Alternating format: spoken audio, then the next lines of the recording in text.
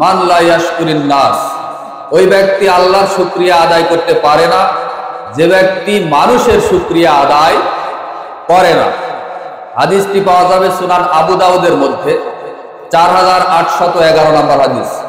অত্র হাদিস দ্বারা বোঝা যায় যে দিনের উপকার কেউ করলে আল্লাহর শুকরিয়া তো আমরা আদায় করব, মানুষেরও শুকরিয়া আদায় করতে হয়। এটা রাসূল সাল্লাল্লাহু আলাইহি সাল্লামের দায়িত্বহীন ঘোষণা।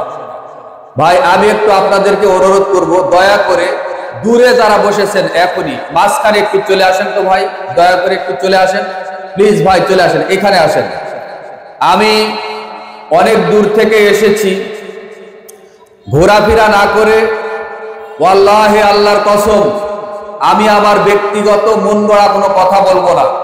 সময় খুবই সংক্ষিপ্ত, অনেক বড় বড় আলেমে দ্বীন আপনাদের সামনে উপস্থিত আছেন, তারা আপনাদেরকে আপনাদের মনের মতো খোরাক দিবেন ইনশাল্লাহ। আর আমি যতক্ষণ আলোচনা করব দলিল প্রমাণ, কুরআন হাদিসের দলিল প্রমাণের আলোকেই আলোচনা করবো ইনশাল্লাহ। আমার ব্যক্তিগত আমার মন গড়া কোনো কথা বলবো না ইনশাল্লাহ। ভাইজান একটু আসেন না এদিকে, ভাই প্লিজ আসেন, আল্লাহ আপনাদের উপরে রহমত বরকত নাজিল করবে ইনশাল্লাহ। সবাই সামনে আসেন তো। এই সাইডের ভাইদেরকে দেখতে পাচ্ছি না, এই সাইডে এগুলো কয়জন আছে এখানে দেখা যাচ্ছে না। এই সাইড ঠিক আছে, এই সাইড পরিষ্কার। যাই হোক, আমি বক্তব্যের প্রারম্ভে আমার প্রথম আলোচনা হবে এরকম দ্বীনি মাজলিসে বসে যারা আলোচনা শুনে তাদের মর্যাদা। 2 নাম্বার পয়েন্টে আলোচনা হবে সুন্নাতের অনুসরণ। সময় থাকলে এক নাতি দীর্ঘ আলোচনা করব ইনশাল্লাহ, যদিও আমাকে সময় বেঁধে দেওয়া হয়েছে, খুবই সংক্ষিপ্ত সময়। তো এরকম দ্বীনি মাজলিসে উপস্থিত হলে অনেক ফজিলত কুরআন হাদিসে বর্ণিত হয়েছে। আমি ধারাবাহিকভাবে কুরআনের আয়াত এবং রাসূল সাল্লাল্লাহু আলাইহি সাল্লামের একাধিক হাদিস অনুবাদ করব। আপনারা এক কানে মনোযোগ দিয়ে খেয়াল করে শ্রবণ করার চেষ্টা করবেন ইনশাআল্লাহ। আল্লাহ তুমি আমাদের বক্তা এবং শ্রোতা সবাইকে কুরআন হাদিসের আলোচনা করা এবং শোনার তৌফিক দান করো। আমরা সবাই বলি আমিন ইয়া রাব্বাল আলামিন। আল্লাহ রাব্বুল আলামিন বলেন, আল্লাযীনা ইয়াসতামিউনাল কওল, যেখানে কুরআন হাদিসের আলোচনা হয়, ফায়াত্তাবিউনা আহসানা, আলোচনা যেখানে করা হয় সেখান থেকে যারা উত্তম কথাকে গ্রহণ করে, যারা উত্তম কথা মেনে নেয়, উলাইকা হাদাহুমুল্লাহ, আল্লাহ রাব্বুল আলামিন তাদেরকে হেদায়েত দান করে থাকেন। বলুন সুবহানাল্লাহ। ওয়া উলাইকা হুম উলুল আলবাব, আর জ্ঞানের দিক থেকে তারাই হবে পৃথিবীর শ্রেষ্ঠ জ্ঞানী। বলুন সুবহানাল্লাহ। তার মানে কুরআন হাদিসের আলোচনা যারা করে, আয়োজন করে, যেখানে আলোচনা হয়, এখানে মনোযোগ দিয়ে যারা শুনে এবং এর থেকে উত্তম কথা যারা গ্রহণ করে, আল্লাহ রাব্বুল আলামিন তাদেরকে হেদায়েত দান করে থাকেন। বলুন সুবহানাল্লাহ। আর জ্ঞানের দিক দিয়ে তারাই হবে শ্রেষ্ঠ জ্ঞানী। সূরা আজ-জুমার 18 নম্বর আয়াত, 39 নম্বর সূরার নাম সূরা আজ-জুমার। এই সূরার 18 নম্বর আয়াত খুলে দেখেন। তাহলে এটা তো দ্বীনি মাজলিস, কুরআন হাদিসের আলোচনা হচ্ছে, হবে। আপনারা যে ঘোরাফেরা করবেন, বাজারে চিল্লাপাল্লা করবেন, এইদিক ওইদিকে খেলতামাশা করবেন, হাসি ঠাট্টা করবেন, মনোযোগ দিবেন না, এটা কুরআনের মাজলিসের সাথে, দ্বীনি মাজলিসের সাথে এক ধরনের বেয়াদবি ছাড়া, আদবের খিলাফ ছাড়া আর অন্য কিছু নয়। আল্লাহ রাব্বুল আলামিন সূরা আরাফের 204 নম্বর আয়াতে বলেছেন, ওয়া ইযা কুরিআল কুরআনু ফাসতামিউ লাহু ওয়া আনসিতু, যখন তোমাদের সামনে কুরআন তিলাওয়াত করা হয়, কুরআনের আলোচনা করা হয়, ওয়া আনসিতু, তোমরা মনোযোগ দিয়ে তা শ্রবণ করো, লাআল্লাকুম তুরহামুন, সম্ভবত যাতে করে তোমরা মুত্তাকি হতে পারো, সফল কাম হতে পারো। বলুন সুবহানাল্লাহ। তার মানে এরকম দ্বীনি মাজলিসে অমনোযোগী হয়ে হাঁটা চলাফেরা, গল্প করা, বাদাম খাওয়া, বুট খাওয়ার কোনো সুযোগ নেই। আশা করি বুঝতে পেরেছেন। দ্বীনি মাজলিসে উপস্থিত হওয়ার ফজিলত কি? আনাস রাদিয়াল্লাহু তাআলা আনহুকে বর্ণিত, তিনি বলেন নবী করিম সাল্লাল্লাহু আলাইহি ওয়াসাল্লাম বলেছেন, গুদওয়াতুন ফি সাবিলিল্লাহ আও রাওহাতুন খায়রুম মিনাদ দুনিয়া ওয়া মা ফিহা। আল্লাহর রাস্তায় যদি কোনো মানুষ একটা সকাল অথবা একটা বিকাল ব্যয় করে ইলম অর্জন করার জন্য বা ইবাদত করার জন্য, রাসূল সাল্লাল্লাহু আলাইহি ওয়াসাল্লাম বলেছেন খায়রুম মিনাদ দুনিয়া ওয়া মা ফিহা, তাহলে এই পুরো পৃথিবীতে আল্লাহর এই দুনিয়াতে যা অর্থ সম্পদ আছে সব কিছুর চাইতেও উত্তম এবং মূল্যবান। বলুন সুবহানাল্লাহ। তাহলে আপনার দাম এই মুহূর্তে আল্লাহ সুবহানাহু ওয়া তাআলার কাছে কত বেশি, এই সারা পৃথিবী বিক্রি করলে যা মূল্য হবে তার চাইতে আল্লাহর দাম, আল্লাহর কাছে আপনার দাম এই মুহূর্তে অনেক অনেক অনেক বেশি। যে হাদিসটি বললাম সহিহুল বুখারী 2792 নম্বর হাদিস, এই হাদিসটি মিশকাতুল মাসাবির মধ্যে পাওয়া যাবে 3792 নম্বর হাদিস।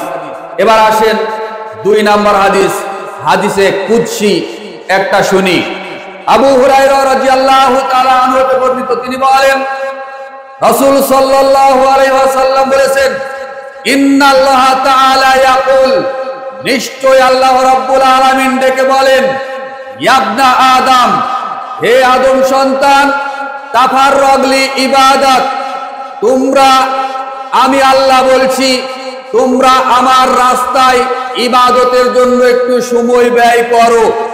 যদি সময় ব্যয় করতে পারো আমি আল্লাহ তোমাদেরকে দুটো পুরস্কার দিব।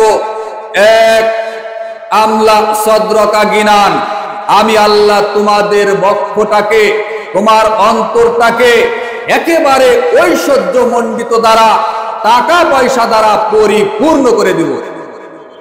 সুবহানাল্লাহ বললেন না? বিশ্বাস হয়নি তো? এটা তো হাদিসে কুদসি, কথা বলছেন স্বয়ং আল্লাহ রাব্বুল আলামিন, আর বলিয়ে নিয়েছেন তার নবীর মুখ থেকে। আল্লাহ রাব্বুল আলামিন বলছেন, ইয়া আদম, হে আদম সন্তান, তাফাররাগ লি ইবাদাত, আমার রাস্তায় ইবাদত করার জন্য একটু সময় ব্যয় করো। যদি করতে পারো আমি আল্লাহ তোমাদেরকে দুটো পুরস্কার দিব। এক, আমলা সদরকা গিনান, আমি আল্লাহ তোমাদের অন্তরটাকে ঐশ্বর্য মণ্ডিত দ্বারা পরিপূর্ণ করে দিব। ওয়াফি রিওয়ায়াতিন, অপর আরেকটা বর্ণনায় আছে আমলা ইয়াদাকা গিনান, আল্লাহ বলছেন আমি তোমার দু হাতকে টাকা পয়সা দ্বারা, অর্থ সম্পদ দ্বারা একেবারে পরিপূর্ণ করে দিব।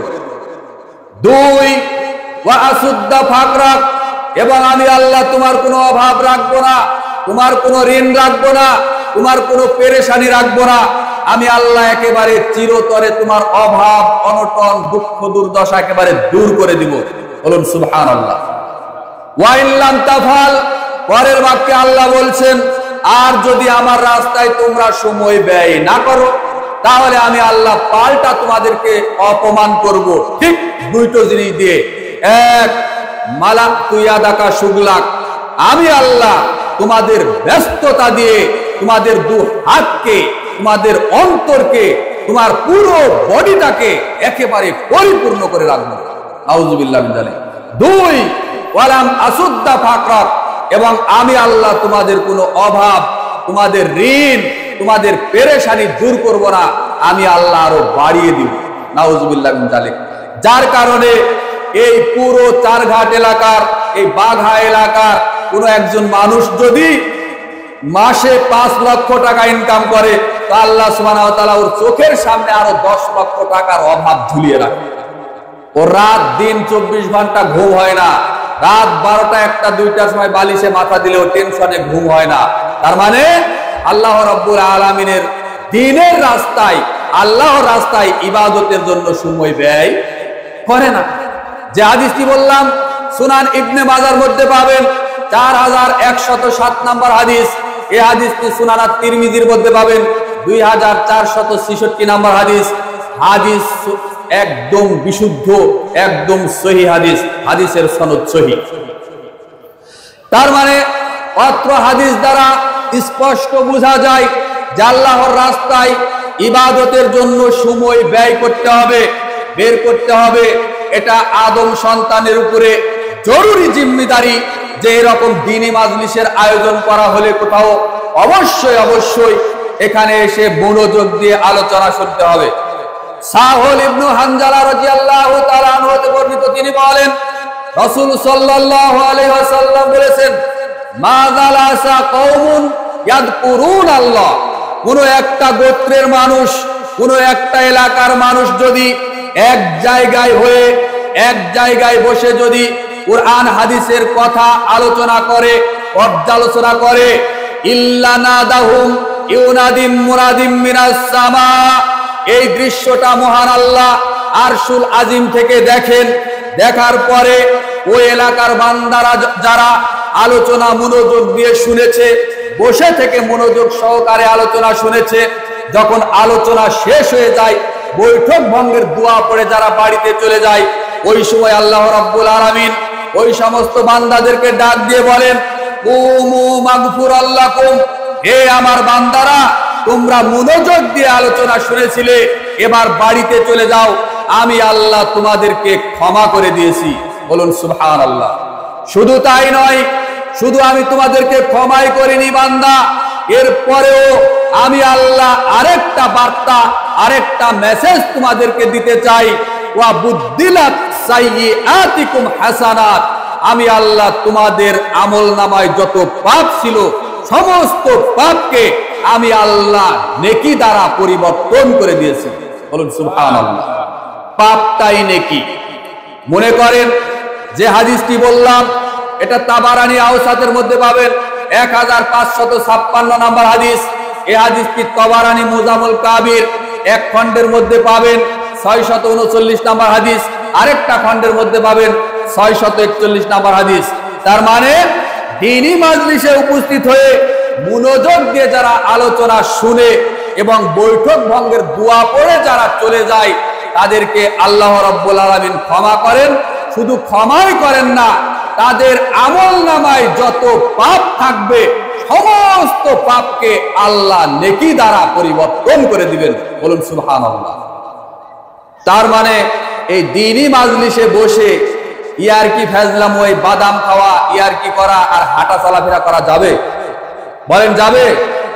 তো যেহেতু অনেক বড় বড় আহলে হাদিস সালাফি আকীদার আলেমে দ্বীন বিদগ্ধ উলামায়ে কেরাম এখানে উপস্থিত আছেন, আমি শুধুমাত্র আপনাদেরকে একটা গণ্ডির মধ্যে, প্যান্ডেলের মধ্যে জমায়েত করার জন্য আপনাদের মর্যাদা কথা বলছিলাম, যে আপনাদের মর্যাদা আল্লাহ রাব্বুল আলামিনের কাছে কেমন।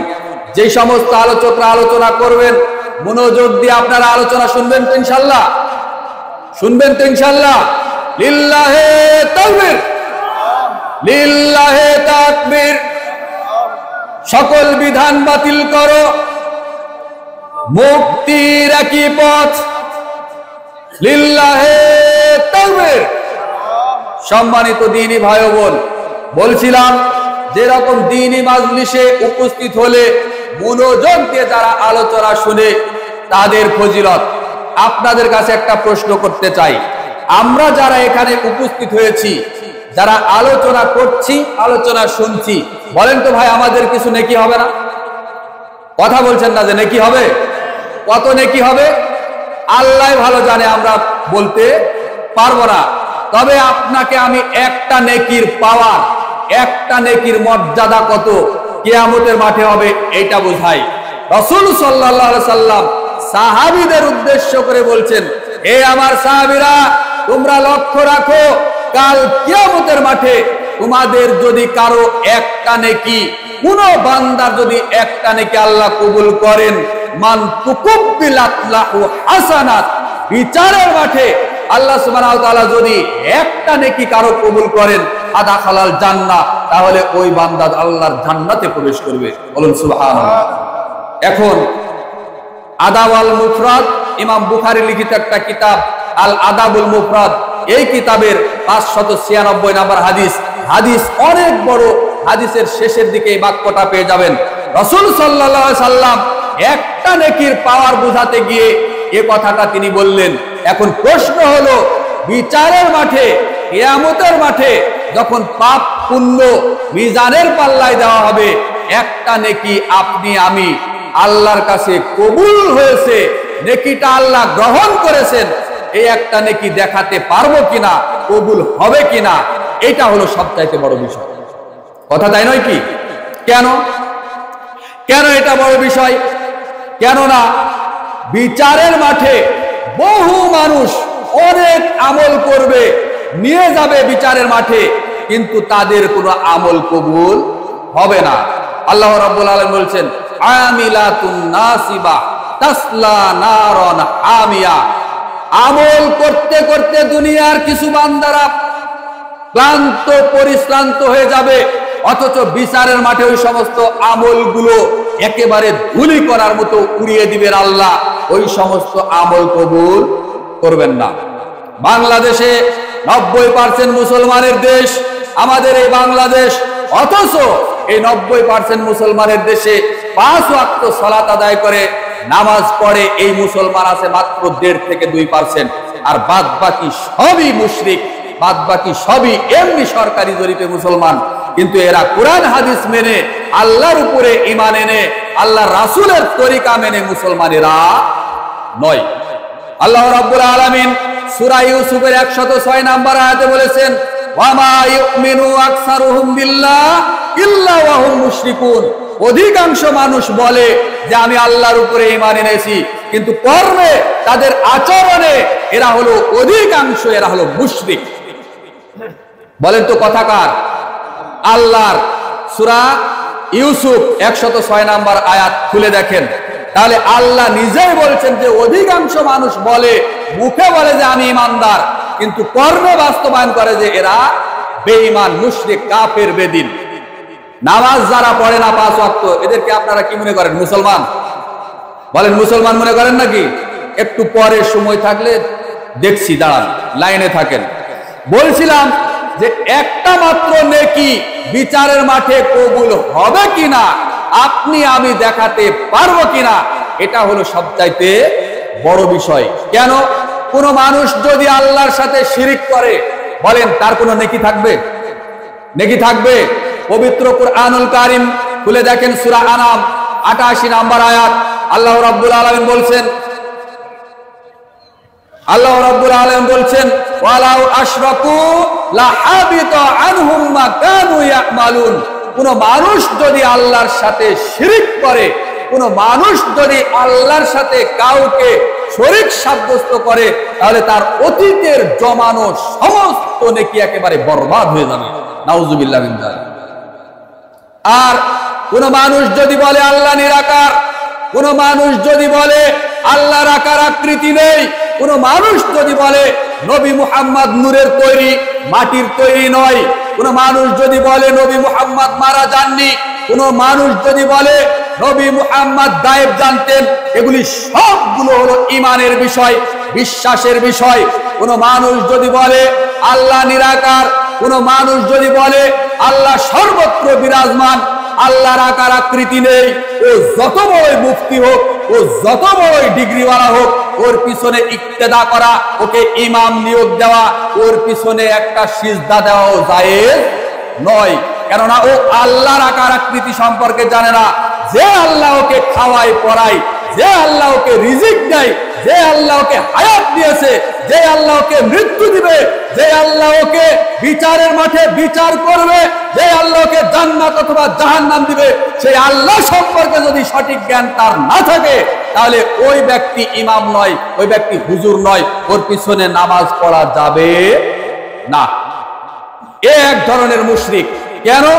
সূরা মাইদা 5 নম্বর আয়াত খুলে দেখেন, আল্লাহ রাব্বুল আলামিন বলছেন, ওয়া মাইয়াকুর বিল ঈমান ফাকাদ হাবিতা আমালুহু ওয়া হুয়া ফিল আখিরাতি মিনাল খাসিরিন। কোন মানুষ যদি তার বিশ্বাসের বিষয়ের সঙ্গে কুফরি করে, ঈমানের সাথে যদি শিরক সাব্যস্ত করে, মিশ্রিত করে, তাহলে তার সমস্ত নেকি, সমস্ত আমল বরবাদ হয়ে যাবে এবং সে পরকালে জাহান্নামে নিক্ষিপ্ত হবে। বলুন নাউজুবিল্লাহ।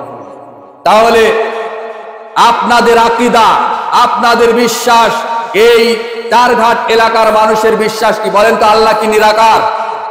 বলেন আল্লাহ নিরাকার? আল্লাহ কি সর্বত্র বিরাজমান? আল্লাহ কোথায় থাকেন? আরশুল আজমে থাকেন। আরে একটা হিন্দুকে যদি আপনি একটা থাপ্পড় মারেন, তখন ওই হিন্দু লোকটা বলবে আমাকে মারলি তো, আমি তো তোকে মারতে পারবো না, উপরে ভগবান আছেন, সে তোর শাস্তি দিবে। তাহলে হিন্দুর বিশ্বাস আছে আল্লাহ কোথায়? আল্লাহ কোথায়? আরশুল আজিমে, আকাশে। সূরা তাহা 5 নম্বর আয়াত আল্লাহ সুবহানাহু ওয়া তাআলা নিজেই বলছেন আর রহমানু আলাল আরশিস তাওয়া। রহমান আল্লাহ কোথায়? আরশে। আরে সেই কালে একজন রাসূল সাল্লাল্লাহু আলাইহি সাল্লামের জামানায় একজন দাসী ছিলেন, দাস যে ছাগল চড়াতো। এখন একজন সাহাবী রাখাল ছিল, একটা 10-11 বছরের একটা বাচ্চা মেয়ে। ওই মেয়েটা ছাগল চড়াতো। হঠাৎ ওই ছাগলের পাল থেকে একটা ছাগল বাঘে খেয়েছে। তাই মুনিব মালিকে ধরে ওই বাচ্চাটাকে, অর্থাৎ ওই 10-11 বছরের মেয়েটাকে একটা থাপ্পড় দিয়েছে। দেওয়ার পরে রাসূল সাল্লাল্লাহু আলাইহি সাল্লামের কাছে গিয়ে বলছে, হে আল্লাহর রাসূল, আমার এই কাজের মেয়েটা আমার এই রাখালটা ছাগল চড়াতো, একটা ছাগল বাঘে খেয়েছে, তাকে আর খুঁজে পাচ্ছি না, তাই আমি তাকে ধরে মেরেছি। আচ্ছা ঠিক আছে, মেরেছো যখন, তাহলে মেয়েটাকে আমার কাছে ডেকে নিয়ে আসো। তুমি কি চাচ্ছ? আমি অনুতপ্ত, মেয়েটাকে ডাকবো আপনার কাছে? হ্যাঁ ডাকো, ডেকে নিয়ে আসো। তখন রাসূল সাল্লাল্লাহু আলাইহি সাল্লামের কাছে ওই ছাগল চড়ানো 10-11 বছরের বাচ্চা মেয়ে, ওকে নিয়ে আসা হলো। রাসূল সাল্লাল্লাহু আলাইহি সাল্লাম বললেন যে এই মেয়ে তুমি বলো তো আইন আল্লাহ, আল্লাহ কোথায়? তখন ওই মেয়েটা বলে আরশিস তাওয়া, রহমান আল্লাহ হলেন আরশে। বলুন সুবহানাল্লাহ। তখন নবী আবার জিজ্ঞাসা করলো না, বলো তো আমি কে? তখন মেয়েটা বলল আনতা রাসূলুল্লাহ, আপনি হলেন আল্লাহ রসুল। তখন রাসূল সাল্লাল্লাহু আলাইহি সাল্লাম এই মেয়েটাকে বললেন যে এই মেয়েটা হলো মুমিনা মেয়ে, এই সঠিক কথা বলেছে, আমি আল্লাহর নবী এবং আল্লাহ আছেন আসমানে, এই মেয়েটা হলো মুমিনা মেয়ে, সুতরাং একে তুমি আজাদ করে দাও, একে মুক্ত করে দাও, একে আর তুমি তোমার বাড়ির কাজের মেয়ে হিসেবে রেখো না। সুবহানাল্লাহ। আর একটা বকরির রাখাল, ছাগলের রাখাল জানে আল্লাহ কোথায় থাকে, যার কারণে রাসূল সাল্লাল্লাহু আলাইহি ওয়াসাল্লাম তাকে মুমিনা বলে সার্টিফিকেট দিলেন, তাকে আজাদ করে দিতে বললেন। আর বাংলাদেশের এক শ্রেণীর ডিগ্রিধারী, টুপিওয়ালা, দাড়িওয়ালা, 22 হাত পাগড়ি পেঁচানো হুজুরেরা জানে না যে আল্লাহ কোথায় থাকে। আল্লাহ কোথায় থাকে হুজুরেরা জানে না, অথচ একটা রাখাল জানে আল্লাহ কোথায়। বলছিলাম কোন মানুষ যদি বলে রাসূল সাল্লাল্লাহু আলাইহি সাল্লাম গায়েব জানেন, কোন মানুষ যদি বলে রাসূল সাল্লাল্লাহু আলাইহি সাল্লাম মারা যাননি, মৃত্যুবরণ করেননি, তিনি এখনো জীবিত আছেন, এইটা যদি কেউ যদি বলে রাসূল সাল্লাল্লাহু আলাইহি সাল্লাম নূরের তৈরি, তিনি মাটির তৈরি নয়, তাহলে কুরআনুল কারীমের প্রায় 7টা আয়াতকে অস্বীকার করা হয়। আর একাধিক রাসূল সাল্লাল্লাহু আলাইহি সাল্লামের মুখ নিঃসৃত বাণী, সহিহ হাদিসকে অস্বীকার করা হয়। কেননা রাসূল সাল্লাল্লাহু আলাইহি সাল্লাম নিজেই বলেছেন জিন জাতিকে তৈরি করা হয়েছে ধোঁয়াযুক্ত আগুন দ্বারা, ফেরেশতাকে তৈরি করা হয়েছে নূর দ্বারা, আর মিন তুরাবিন, আদম সন্তানকে তৈরি করা হয়েছে মাটি দ্বারা। বলুন সুবহানাল্লাহ। সুনান তিরমিজির মধ্যে স্পষ্ট হাদিস আছে। তাহলে আদম আলাইহিস সালামকে আল্লাহ রাব্বুল আলামিন নিজ 2 হাত দ্বারা তৈরি করেছেন। খলাকতু বিয়াদাইয়া, সূরা আস-সাদের 75 নম্বর আয়াত আল্লাহ রাব্বুল আলামিন। এই দেখেন আরেকটা কথা মনে পড়ে গেল, আল্লাহ রাব্বুল আলামিন নিজেই কুরআনে বলছেন যে আমি আদমকে আমার নিজের 2 হাত দ্বারা সৃষ্টি করেছি। বলুন সুবহানাল্লাহ। তাহলে আল্লাহর আকার আকৃতি আছে না নাই? তাহলে আল্লাহ তো কোরআনেই বলে দিয়েছেন। তো যারা বলে যে আল্লাহ নিরাকার, তাহলে তারা কি কোরআনের আয়াত মানে? বলেন মানে না। আর রাসূল সাল্লাল্লাহু আলাইহি সাল্লামকে আল্লাহ রাব্বুল আলামিন ডেকে বলছেন, কুল, হে নবী আপনি মানুষকে বলে দিন, ইন্নামা বাশারুম মিসলুকুম ইউহা ইলাইয়া, কুল ইন্নামা বাশারুম মিসলুকুম ইউহা ইলাইয়া। সূরা কাহাফ 110 নম্বর আয়াতের প্রথম অংশ খুলে দেখেন। আল্লাহ রাব্বুল আলামিন নিজেই বলছেন, হে নবী, আপনি সারা পৃথিবীবাসীকে জানিয়ে দিন যে আমি তোমাদের মতো একজন মানুষ। পার্থক্যটা হলো ইউহা ইলাইয়া, আমার কাছে ওহী আসে, কিন্তু তোমাদের কাছে জিবরাইল আমিন ফেরেশতা ওহী নিয়ে আসে না। পার্থক্যটা এটাই। আচ্ছা, নূরের তৈরি যদি নবী হবেন, নূর মানে কি? আলো, তাই না? আলোকে কখনো কি ধরা যায়, ছোঁয়া যায়, দেখা যায়? বলেন তো। আর রাসূল সাল্লাল্লাহু আলাইহি সাল্লাম যে মাটির তৈরি মানুষ, তিনি মানবীয় নবী। মানবিক দিক থেকে তিনি যে মানুষ ছিলেন, তার ছায়া ছিল, তার পেশাব পায়খানা করা লেগেছে, তার স্ত্রী সন্তান আছে, তার যুদ্ধ বিগ্রহ করতে হয়েছে, দাওয়াত দিতে হয়েছে, তিনি মার খেয়েছেন, মার দিয়েছেন, তার শরীর কেটেছে, রক্ত নির্গত হয়েছে, তিনি স্ত্রী মিলন করেছেন। আপনার আমার যেমন শরীর থেকে মানি বীর্য বের হয়, রাসূল সাল্লাল্লাহু আলাইহি সাল্লামেরও ঠিক তাই হয়েছে, না হয়নি? কেউ অস্বীকার করবেন? বলেন তো যে এগুলো কিছুই নাই রাসূলের। তাহলে যেই রাসূল সাল্লাল্লাহু আলাইহি সাল্লামকে এক শ্রেণীর আলেমেরা বলে যে আল্লাহ রাসূল গায়েব জানেন, তিনি মাটির তৈরি নয়, নূরের তৈরি, তিনি মারা যাননি, তাহলে এই সমস্ত ব্যক্তিরা আল্লাহর নবীকে মানে না। এরা মানে না। মুখে যতই বলুক যে নবীকে মানি, বাস্তবে এদের আমল আকীদা এত জঘন্য, এত খারাপ, ওই রাখালের চাইতেও, আরে রাখাল জানে, কিন্তু এই সমস্ত তথাকথিত হুজুরেরা জানে না। বলছিলাম রাসূল সাল্লাল্লাহু আলাইহি সাল্লাম সম্পর্কে কিছু কথা শুনেন। সুন্নাতের অনুসরণ, সুন্নাতের অনুসরণ আপনি আমি কেন করব? কেন আপনাকে করতে হবে? কেন আপনি করবেন? করতে আপনি বাধ্য। কেননা রাসূল সাল্লাল্লাহু আলাইহি সাল্লাম নিজের মন গড়া, নিজের ইচ্ছা মতো, নিজের প্রবৃত্তির অনুসরণ করে তিনি কোনো কথা বলেন না। আল্লাহ রাব্বুল আলামিন সূরা আলে ইমরানের 31 নম্বর আয়াতে বলেছেন, কুল ইন কুনতুম তুহিব্বুনাল্লাহ ফাত্তাবিউনি ইউহিব্বুকুমুল্লাহ ওয়া ইয়াগফির লাকুম যুনুবাকুম ওয়াল্লাহু গফুরুর রহিম। আল্লাহ রাব্বুল আলামিন বলেন, হে নবী, আপনি বলে দিন, হে দুনিয়ার মানুষ, তোমরা যদি আমি আল্লাহকে ভালোবাসতে চাও, ফাত্তাবিউনি, তাহলে তোমরা আমারই অনুসরণ করো, ইউহিব্বুকুমুল্লাহ, তাহলে আমি আল্লাহ তোমাদেরকে ভালোবাসবো, ওয়া ইয়াগফির লাকুম যুনুবাকুম, এবং আমি তোমাদের সমস্ত পাপকে আমি আল্লাহ ক্ষমা করে দিব। বলুন সুবহানাল্লাহ। সূরা আলে ইমরানের 31 নম্বর আয়াত। অত্র আয়াত দ্বারা স্পষ্ট প্রমাণিত হয় যে সারা পৃথিবীর যারা মুমিন, মুসলমান, নারী, পুরুষ, যুবক, যুবতী, বুড়া, বুড়ি, যেই হোক, এরা আল্লাহ রাসূলের অনুসরণ করতে বাধ্য। রাসূল সাল্লাল্লাহু আলাইহি সাল্লামের অনুসরণ করা ওয়াজিব, ফরজ, এতে কোনো সন্দেহ নেই। কেন আপনি ইত্তেবার অনুসরণ করবেন? যেহেতু রাসূল সাল্লাল্লাহু আলাইহি সাল্লাম নিজের ব্যক্তিগত, নিজের ইচ্ছা মতো মন গড়া তিনি কোনো কথা বলতেন না। আপনাদের কাছে একটা প্রশ্ন করি, বলেন তো কুরআন কার বাণী? একটু জোরে বলেন, কুরআন কার বাণী? হাদিস কার বাণী? রাসূলের বাণী। আচ্ছা, কুরআন আল্লাহর বাণী, হাদিস রাসূলের বাণী, তাই না?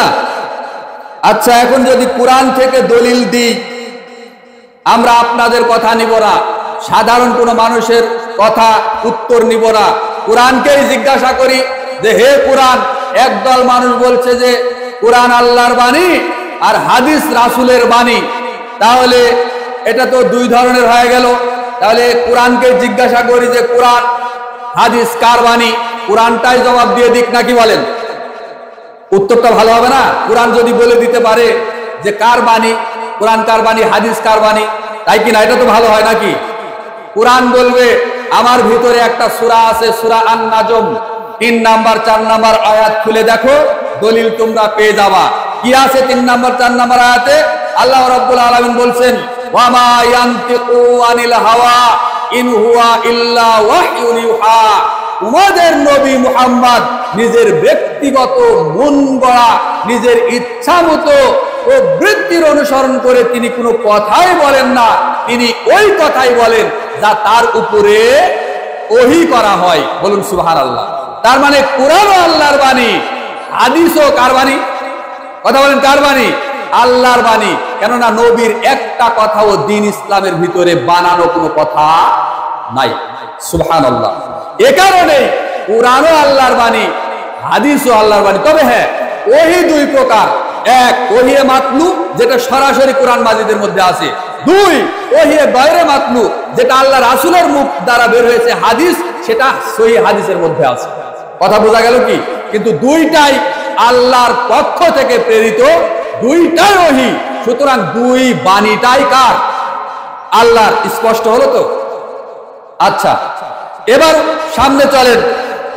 রাসূল সাল্লাল্লাহু আলাইহি ওয়াসাল্লাম নিজের মন গড়া কোনো যে কথা বলতেন না, এমন কি একটা নেকির কাজ হবে, একটা মাত্র নেকির কাজ হবে, এইটাও আল্লাহর অনুমতি ছাড়া, আল্লাহর দেওয়া বিধান ছাড়া তিনি কোনো আমলও করতেন না।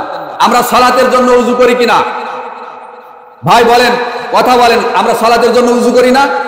আচ্ছা, ওযু করার সময় মনে করেন কি বলি আমরা?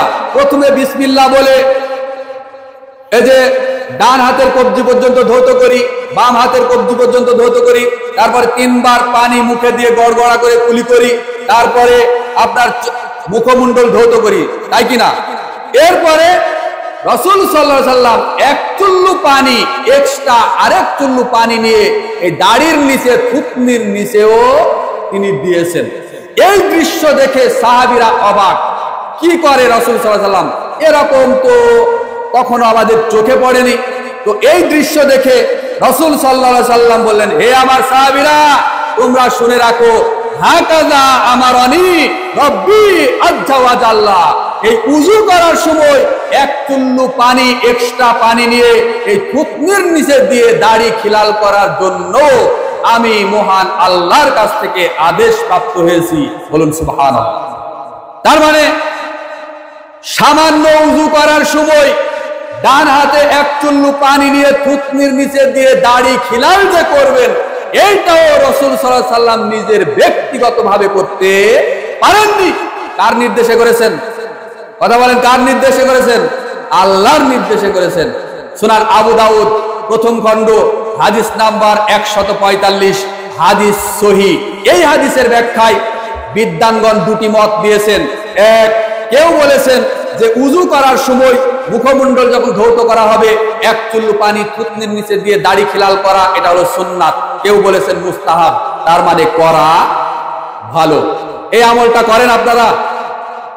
না, জানেনই না, কেউ বলেইনি কোনোদিনও, হয়তো বা করবেন কিভাবে। আলহামদুলিল্লাহ, একজন ভাইকে পাওয়া গেছে, 2 জন। শতকরা 98 জন নামাজি, 99 জন নামাজি জানে না যে এক চুল্লু পানি এক্সট্রা নিয়ে দাড়ি খিলাল করতে হয়, এটা সুন্নাত বা মুস্তাহাব, জানেই না, জানেই না। বলছিলাম রাসূল সাল্লাল্লাহু আলাইহি সাল্লাম নিজের মন গড়া, নিজের ব্যক্তিগত কোনো কথা তিনি ব্যক্তিগত জীবনেও কোনোদিন বলেননি। এমন কোন নেকি হবে, একটা নেকি হবে, এমন কোন আমলও আল্লাহর নির্দেশ। এই ছেলে, কি ব্যাপার, এত চিল্লাচিল্লি হচ্ছে কেন? আশ্চর্য কথা। এখানে কি? এই ছেলে, বসো তো বাবা, তুমি বসো তো। হুজুর বসো, আল্লাহ তোমাকে বড় আলেম বানা দিক, আমিন। দয়া করে কেউ এরকম হাঁটাহাঁটি করবেন না। আমার ব্যক্তিগত একটা কথাও এখন আমি আমার এই জবান দ্বারা উচ্চারণ করিনি, মনে হয় করিনি, তবে ভুলবশত বের হয়ে যেতে পারে। যতক্ষণ কথা বলছি দলিল প্রমাণ সহকারে বলছি। আমি আপনাদের উদাত্ত আহ্বান জানাচ্ছি যে মনোযোগ নষ্ট করবেন না, আমার অ্যাটিটিউডটা নষ্ট করবেন না, অনুরোধ রইল। বসে আলোচনা শুনেন। আমাকে যদি এভাবে বলেন যে আরো 2 ঘন্টা 3 ঘন্টা 5 ঘন্টা আলোচনা করতে হবে, আমি করতে পারবো ইনশাআল্লাহ, আমার বিশ্বাস আছে। কিচ্ছা কাহিনী গল্প করতে হবে না, এভাবেই কোরআন হাদিস ফরফর করে মুখ দিয়ে বের হয়ে যাবে ইনশাআল্লাহ, যতক্ষণ থাকবো। আল্লাহ ভালো জানেন, আল্লাহ তৌফিক দিলে পারবো, না পারলে পারবো না। বলছিলাম রাসূল সাল্লাল্লাহু আলাইহি সাল্লাম একটা নেকি হবে, এমন কোন আমল তিনি ব্যক্তিগতভাবে নিজের ইচ্ছায় করেননি। কার ইচ্ছাতে করেছেন? কার হুকুমে করেছেন? আল্লাহর নির্দেশে করেছেন। আল্লাহ রাব্বুল আলামিন রাসূল সাল্লাল্লাহু আলাইহি সাল্লাম যে নিজে মন গড়া কোনো কথা বলতেন না। আগে একবার দলিল দিলাম সূরা নাজমের 3 নাম্বার 4 নাম্বার আয়াত দ্বারা। আরেকটু দলিল দিই সূরাতুল হাক্কা, সূরাতুল হাক্কার 44, 45, 46, 47 নাম্বার পরপর 4টি আয়াত খুলে দেখেন। রাসূল সাল্লাল্লাহু আলাইহি সাল্লাম সম্পর্কে মহান আল্লাহ হুঁশিয়ারি দিয়ে কুরআনে 4টা আয়াত নাজিল করেছেন। একই সাথে রাসূল সাল্লাল্লাহু আলাইহি সাল্লামের উদ্দেশ্যে আল্লাহ রাব্বুল আলামিন বলেছেন, ওয়ালাউ তাকাওয়ালা আলাইনা বা'যাল কাওয়িল, তোমাদের নবী অর্থাৎ আমার নবী মুহাম্মদ যদি নিজে মন গড়া কোনো কথা, একটা কথা বানিয়ে যদি কোরআনে ঢুকে দিত, লা আখাযনা মিনহু বিল ইয়ামিন, তাহলে আমি আল্লাহ আমার নবীর ডান হাতটা ধরে ফেলতাম, সুম্মা লা কাতা'না মিনহুল ওয়াতিন, এবং নবীর কণ্ঠনালী কেটে একেবারে হৃৎপিণ্ডের রগ কেটে দিয়ে নবীকে হত্যা করতাম। আমা মিনকুম মিন আহাদিন আনহু হাজিজিন, পৃথিবীর এমন কোন মানুষের শক্তি নাই যে আমার হাত থেকে আমার নবী মুহাম্মদকে কেউ বাঁচাতে পারে। কথা ভালোভাবে খেয়াল করার চেষ্টা করেন, অনুধাবন করার চেষ্টা করেন। যেই নবী মুহাম্মদকে এই আপনার আরব বিশ্বে ওই কুরাইশ বংশের মধ্যে ছোটবেলা থেকে যাকে আলামিন উপাধি দিয়ে শৈশব থেকে কৈশোর, কৈশোর থেকে যুবক, যুবক থেকে একেবারে পাকনা যুবক যখন করলেন, 40 বছর পর্যন্ত যাকে সত্যবাদী ন্যায় পরায়ণ হিসাবে ওই কুরাইশ বংশের মধ্যে বড় করলেন। এরপরে 40 বছরে যেই নবীর উপরে কখনো একটা আয়াত, কখনো বা 5টা আয়াত, কখনো বা 10টা আয়াত, কখনো বা পূর্ণাঙ্গ সূরা, এইরকম করতে করতে 63 বছর বয়স পর্যন্ত, অর্থাৎ নবুয়তের 40 বছর পর থেকে পরবর্তী 23 বছর সময় যে আল্লাহ রাব্বুল আলামিন কমপ্লিট ইসলাম অবতীর্ণ করার জন্য পবিত্র কুরআনুল কারীম এবং সহিহ হাদিস কমপ্লিট করার জন্য দীর্ঘ 23টা বছর যে নবীকে বাঁচিয়ে রাখলেন এবং সময় নিয়ে কুরআন পরিপূর্ণ করেছেন, সেই নবীর যদি একটা কোনো কথা, একটা কোনো বাক্য যদি বানিয়ে নিজের মন গড়া মতো যদি ইসলাম ধর্মে কুরআনের ভিতরে যদি ঢুকানোর অধিকার না থাকে, তাহলে আজকের দিনে বাংলাদেশের তথাকথিত যারা আলেম, তথাকথিত যারা হুজুর, তথাকথিত যারা বক্তা, তথাকথিত যারা মুফাসসির, যারা ঘন্টার পর ঘন্টা, 1 ঘন্টা 2 ঘন্টা মিথ্যা কিচ্ছা কাহিনী বলে, জাল জয়ীফের হাদিস বলে, মিথ্যা কিচ্ছা কাহিনী বলে এই বেদাতি শিরকের দিকে মানুষকে আহ্বান করে যারা 1 লাখ, 1.5 লাখ, 2 লাখ টাকা নিয়ে যায়, এদের অবস্থাটা কি হবে বলেন? বলেন এই সমস্ত বক্তাদের, এই সমস্ত হুজুরদের কি হবে? যেই নবী 23টা বছর তার উপরে 1টা 2টা আয়াত, কখনো একটা সূরা, পূর্ণাঙ্গ সূরা অবতীর্ণ করে কোরআন কমপ্লিট করতে, কমপ্লিট হতে 23টা বছর সময় লাগলো, সেই নবী যদি একটা বাক্য দিনের মধ্যে, কোরআনের মধ্যে যদি ঢোকানোর এখতিয়ার না থাকে, তাহলে যেই সমস্ত হুজুরেরা বানিয়ে বানিয়ে কোরআন হাদিস বানিয়ে মানুষের কাছে প্রচার করে, এদের অবস্থা কি হবে বলেন? একবার চিন্তা করে দেখেছেন? এ কারণে বলি রাসূল এ কারণে বলি, আমি আর বেশি সময় নিব না, যেহেতু আমাদের সম্মানিত শায়েখ শরীফুল ইসলাম মাদানী হাফিজাহুল্লাহ উনি মঞ্চে উপস্থিত হয়েছেন, যার কারণে মাত্র 2-3 মিনিট আমি ফিনিশিং দেওয়ার জন্য আপনাদের খেদমতে 2-1টা কথা বলেই, 2-3 মিনিট কথা বলেই আমি আমার বক্তব্য শেষ করব ইনশাআল্লাহ। একটু ধৈর্য ধারণ করুন। আর আপনারা যারা আশেপাশে এখনো ঘোরাফেরা করছেন, দয়া করে মেহেরবানি করে প্যান্ডেলের ভিতরে এসে বসে এই ইসলামী মহাসম্মেলনকে একেবারে প্রাণবন্ত করুন। আপনাদের প্রতি আমাদের উদাত্ত আহ্বান রইল। বলছিলাম ইত্তিবায়ে সুন্নাহ, অর্থাৎ সুন্নাতের অনুসরণ ছাড়া, রাসূল সাল্লাল্লাহু আলাইহি সাল্লামের অনুসরণ ছাড়া পৃথিবীর যে কোনো হুজুর হোক, যে কোনো বক্তা হোক, যে কোনো ডিগ্রিধারী মানুষ হোক, তার চেহারা যতই সুন্দর হোক, কণ্ঠ যত ভালোই হোক, আর আমল যত সুন্দর করুক, ওইটা যদি রাসূল সাল্লাল্লাহু আলাইহি সাল্লামের তরিকা অনুযায়ী না হয়, তাহলে ওই আমলটা বাতিল বলে গণ্য হবে।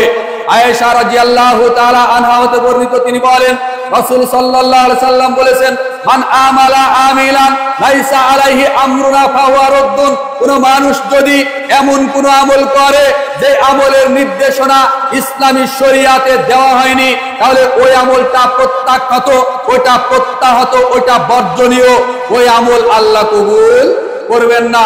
সহিহ মুসলিমের মধ্যে পাবেন 4386 নম্বর হাদিস। আম্মা জান আয়েশা রাদিয়াল্লাহু তাআলা আনহা তিনি আরেকটা হাদিস বর্ণনা করেছেন। রাসূল সাল্লাল্লাহু আলাইহি সাল্লাম বলেছেন, মান আহদাসা ফি আমরিনা হাযা মা লাইসা মিনহু ফাহুয়া রাদ্দুন। কোন মানুষ যদি ইবাদত, ভালো কাজ মনে করে, নেকির কাজ মনে করে এমন কোন আমল করে, ইবাদত করে যার নির্দেশনা রাসূল সাল্লাল্লাহু আলাইহি সাল্লামের কাছ থেকে স্বীকৃত নয়, ইসলামী শরীয়তে অনুমোদিত নয়, ওই ইবাদত যত ভালোই হোক, দেখতে যত সুন্দরই হোক, ওই আমলটা প্রত্যাখ্যাত, ওটা প্রত্যাহত, ওইটা বর্জনীয়, এই আমল আল্লাহ কবুল করবেন না। দলিল সহিহ বুখারী খুলেন 2697 নম্বর হাদিস। এই হাদিসটি পাবেন সহিহ মুসলিমের মধ্যে 1718 নম্বর হাদিস। এই হাদিসটি সহিহ মুসলিমের আরেক জায়গায় পাবেন 4384 নম্বর হাদিস। এই হাদিস মুসনাদে আহমদের মধ্যে পাবেন 26092 নম্বর হাদিস। এই হাদিস মিশকাতুল মাসাবের মধ্যে পাবেন 140 নম্বর হাদিস। আরে বেদাতি বক্তারা এত জঘন্য, এরা এত জ্ঞান পাপী, আজ পর্যন্ত আল্লাহ রাসূলের তরিকা বাদ দিয়ে এই কোথায় সম্মিলিত মুনাজাত, কোথায় শবে বরাত, আর কোথায় তারাবি 20 রাকাত, আর কোথায় কিয়াম, আর কোথায় এই শবে বরাত, এই জঘন্য বেদাতি আমল নিয়ে তারা ব্যস্ত হয়ে থাকে, করে থাকে। নাউজুবিল্লাহ মিন যালিক। অথচ রাসূল সাল্লাল্লাহু আলাইহি সাল্লামের মধ্যেই, তার আমলের মধ্যে রয়েছে উত্তম আদর্শ। রাসূল সাল্লাল্লাহু আলাইহি সাল্লাম যে উত্তম নমুনা আমাদের জন্য, সূরা আহজাব খুলে দেখেন 21 নম্বর আয়াত। আল্লাহ রাব্বুল আলামিন বলেন, লাকাদ কানা লাকুম ফি রাসূলিল্লাহি উসওয়াতুন হাসানা। নিশ্চয় তোমাদের নবী মুহাম্মাদের মধ্যেই রয়েছে উত্তম আদর্শ। বলুন সুবহানাল্লাহ। বলেন, এই চার ঘাটের এলাকার মানুষের কাছে আমাদের জোরালো দাবি, আমরা কি আল্লাহ রাসূলের অনুসরণ করব, নাকি বাংলাদেশের তথাকথিত বেদাতি হুজুরদের অনুসরণ করব? বলেন, কার অনুসরণ করব? আল্লাহ রাসূলেরই অনুসরণ করব। আরে রাসূল সাল্লাল্লাহু আলাইহি সাল্লাম তার উপরে সালাত ফরজ হওয়ার পর থেকে মাদানী জীবনে প্রায় 10 বছরে 18,250 ওয়াক্তর মতো সালাত জামাতে ইমামতি করেছেন। তার পিছনে হাজার হাজার সাহাবীরা সালাত আদায় করেছেন।